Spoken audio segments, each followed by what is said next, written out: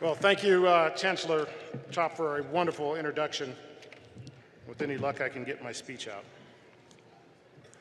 Chairman Scribner and members of the Board of Trustees, it's an honor and a privilege to be here today. And for a kid from Denver, Colorado, it doesn't get much better than this.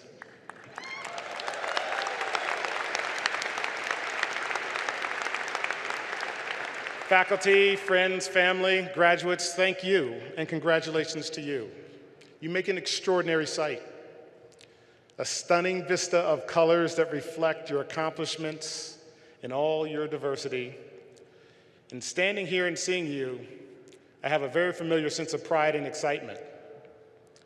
You see, 45 years ago, my father earned his doctorate in education from this very institution.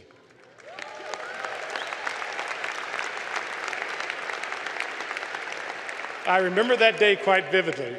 I was 9 years old and I was sitting on my parents' bed while my father put on his graduation robes. And I listened to him explain to me how each school had its own special colors. The beautiful light blue and yellow with a bit of orange were the colors of the School of Education. And they were strikingly beautiful. And he was regal in his presentation of them. And it should come as no surprise that the logo of my firm, Vista, bears those same shades of blue and yellow, because I want to be reminded every day of the profound impact that this university had on my father's life and on my family. Thank you.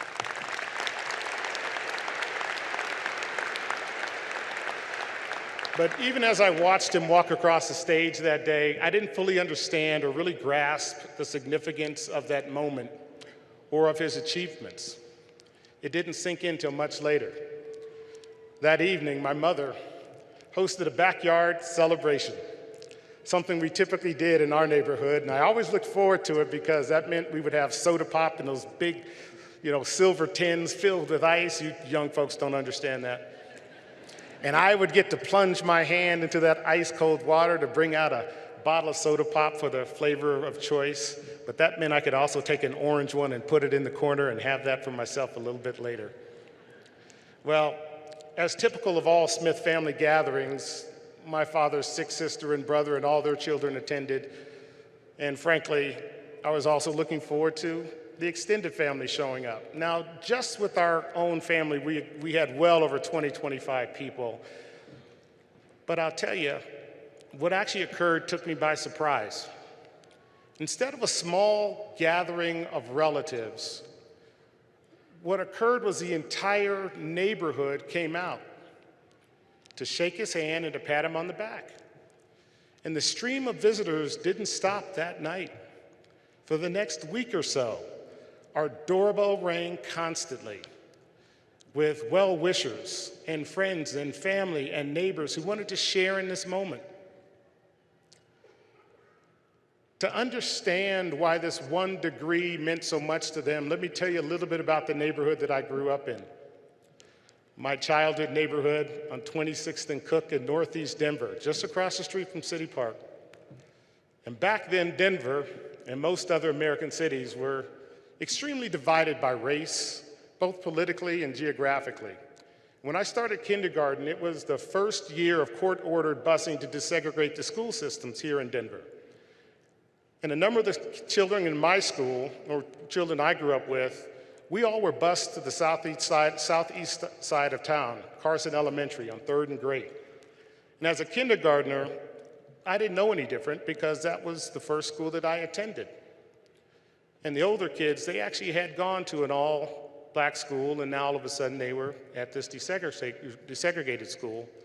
But I did quickly realize that aside from the difference in the hue of our skin, the children in my class pretty much acted the same. And over time, as we got to know them and they got to know us, we realized that our parents pretty much had similar values to what they wanted for us. Both communities seemed to be filled with hard-working folks from various walks of life, all with an eye towards advancing this American dream. And in my community, my neighbors were mostly educated, very proud, hardworking, and ambitious. They were dentists, music teachers, politicians, Pullman porters, teachers, contractors, pharmacists, and they were focused on serving the African American community and providing a safe and nurturing environment for the kids of our neighborhood. They'd been on the front lines of the civil rights movement. They sacrificed their sons to the Vietnam War. They mourned the death of a Kennedy, of a king, and then another Kennedy. And they had not yet achieved the fullness of the American dream for themselves. But they believed it was only a matter of time. And if not for them, then surely for their children. They believed that our imperfect nation was becoming more perfect every day. And they believed that by conducting themselves and raising their families with integrity, they were contributing to that process of perfection in a very real way. And so we celebrated every sign that the barriers of inequality were collapsing, the doors of opportunity were opening. My neighbors flocked to see my father because of his achievement in a very real way, because it was theirs too. That afternoon, in our backyard, I began to understand the statement that success has many parents. It was true then, and it's true now. So the success of you all, our graduates, frankly, it belongs to all of us. Earning a degree is one of the greatest and most impressive of life's accomplishments. But as hard as each of you have individually worked, none of you crossed the finish line alone. You brought a team along, and many of your teammates are here with you. So we're going to do this again with vigor. We're going to stand up, class of 2017, and we're going to thank our teammates and thank our parents for doing all that they did and bringing us the joy and the commitment for us achieving this success. So please stand and give them a round of applause and thank them.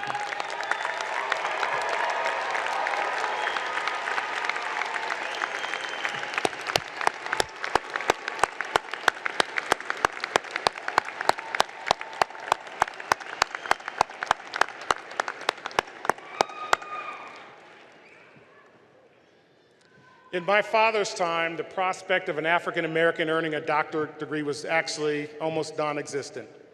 Even today, it's exceedingly rare for any American to earn a graduate degree. And less than 9% of Americans have earned advanced degrees, and just 3% have earned doctorates. So needless to say, today is your induction into a very small club, a very important club. And in order to get here, many of you have dedicated years of your life to higher learning. You've put other plans aside. You've passed up countless opportunities and deferred many a paycheck to do this. You've missed time with your family and friends to do this. And you made these sacrifices for one simple reason. You believe that scholarship still matters. You believe that rigor still matters. You believe that facts still matter.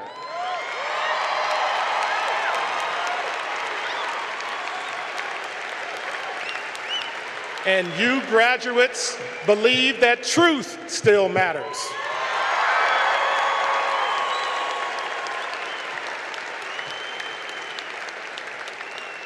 But now, as I stand before you, and at this finish line, and you reflect on your efforts and sacrifices, I suspect that some of you are left wondering whether these timeless values are still relevant in a world that increasingly seems more interested in speed and noise than thought and integrity. Yes, it's true, whether you stay in academia, public life, private life, or civil social society, you are launching your careers at a moment of vast and disruptive change. As much as technology has transformed our world over the past quarter century, we haven't seen anything yet.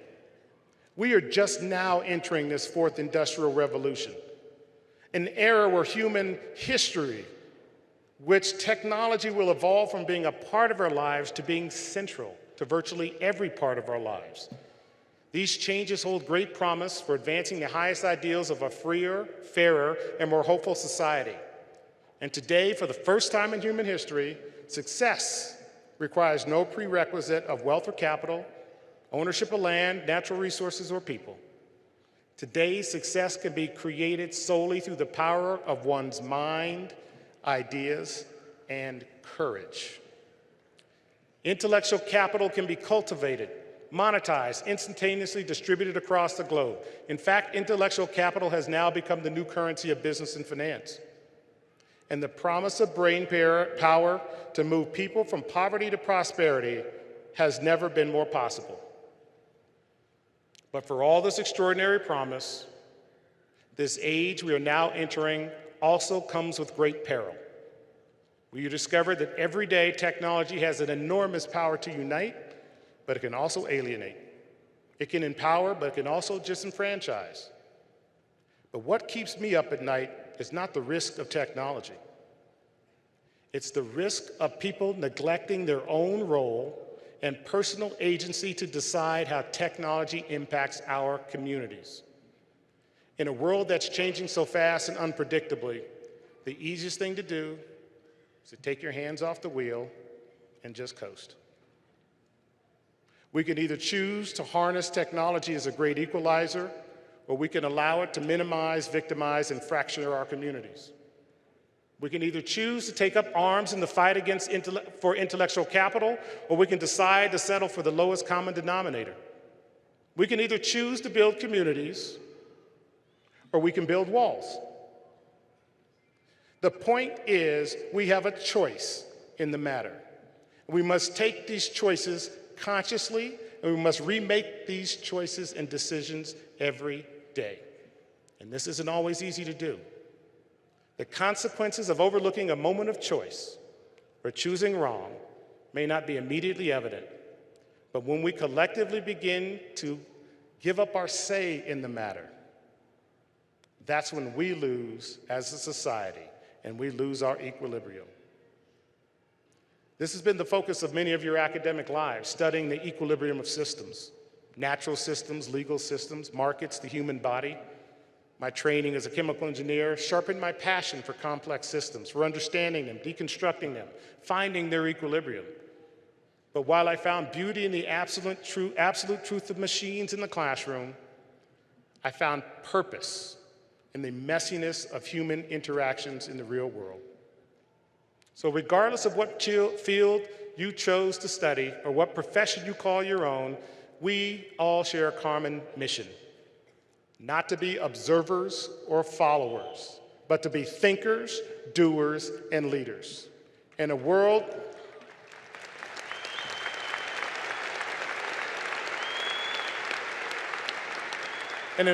of dizzying speed, complexity, and disruption, I believe there's only one way to approach this daunting task.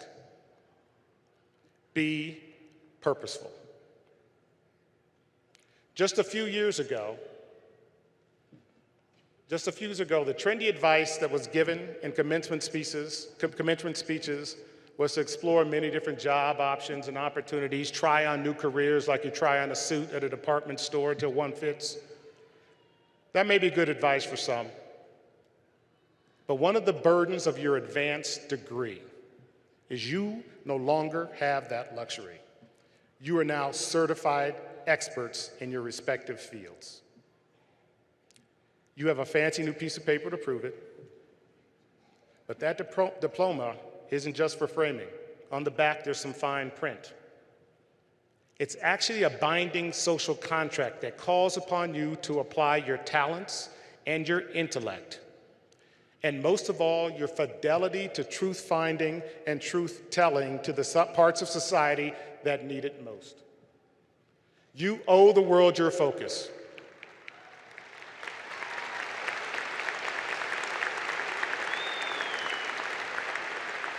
You owe the world your focus. A generation ago, your core responsibilities would have been to establish a successful career, provide for your family, and give back to society when you can.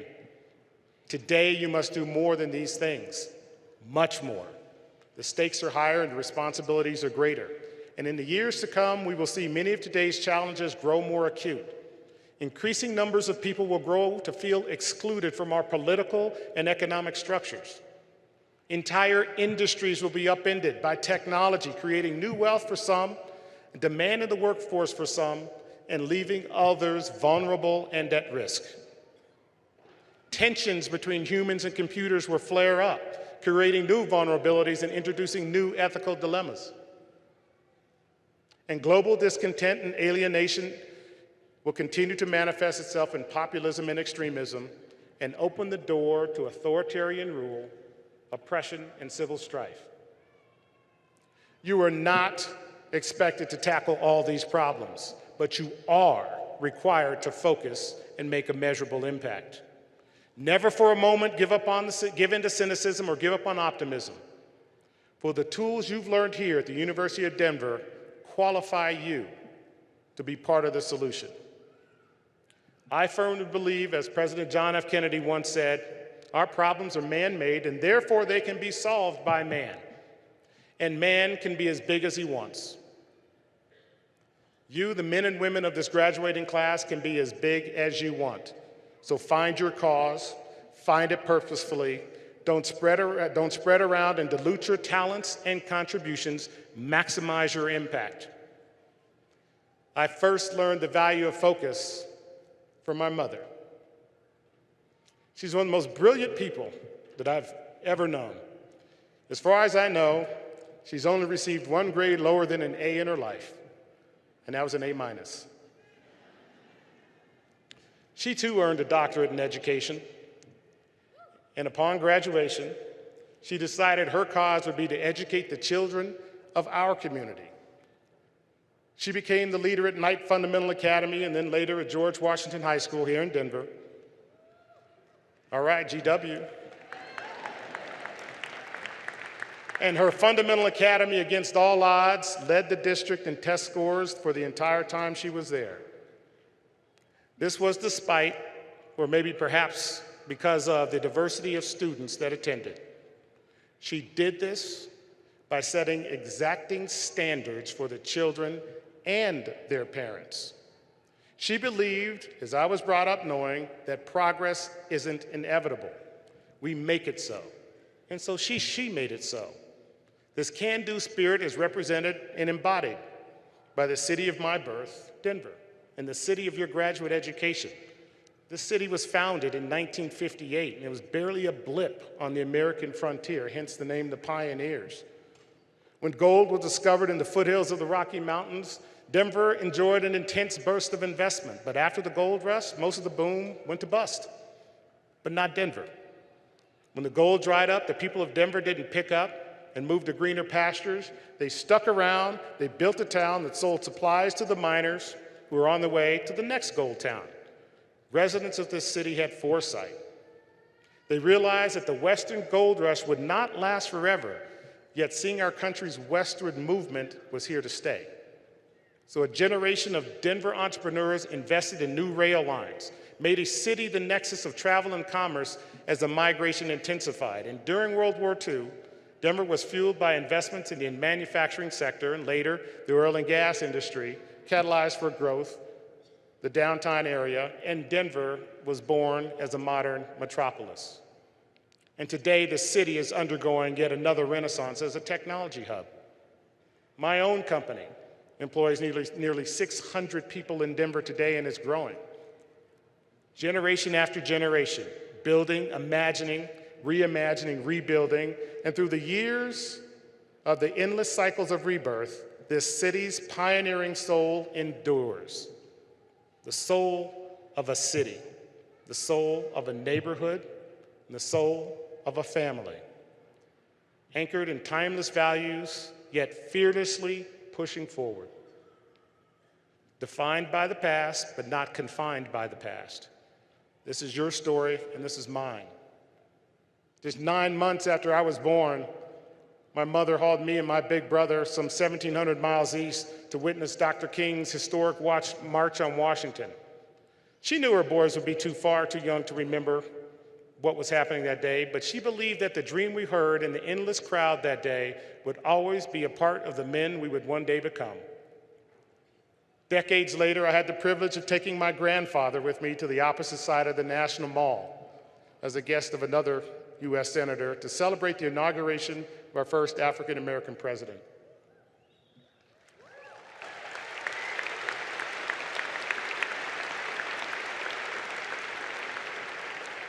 The poetry of that return to this nation's capital under very different circumstances, the poetry that Lincoln once called the mystic chords of memory, wasn't lost on either of us. You cannot have lived in a place like Denver, lived a life like mine, without believing in the enduring goodness of our country and its people. You can't have witnessed the history I have without profound respect for the unsung everyday heroes who generation after generation nudged, shoved, and ultimately bent what Dr. King called the arc of the moral universe a little closer to justice.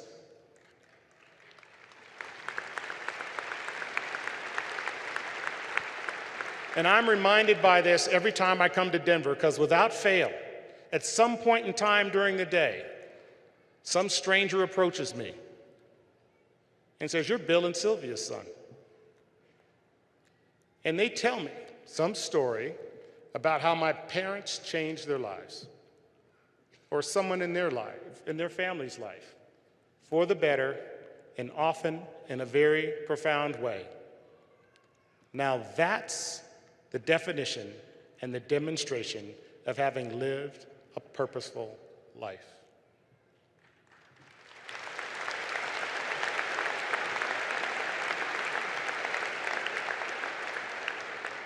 I should one day be so fortunate that people approach my children and say that to them about me one day. So thank you, Mom and Dad, for that wonderful gift.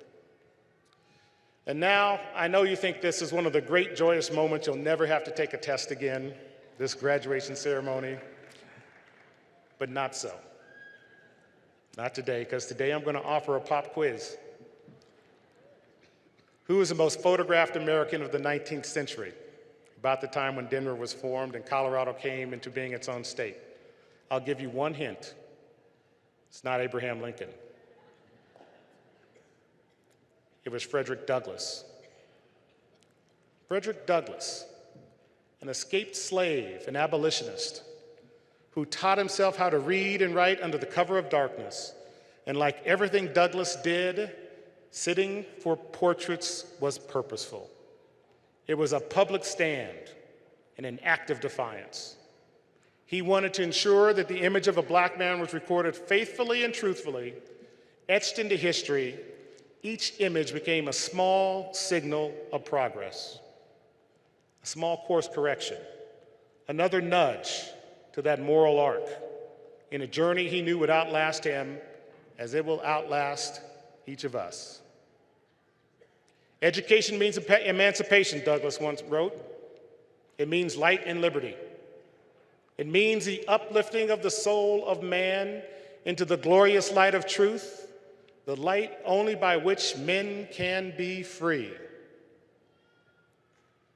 Graduates, let these words be your searchlight as you set out to make your mark. Be purposeful. Be hopeful. Be flexible in your views, but stubborn in your values.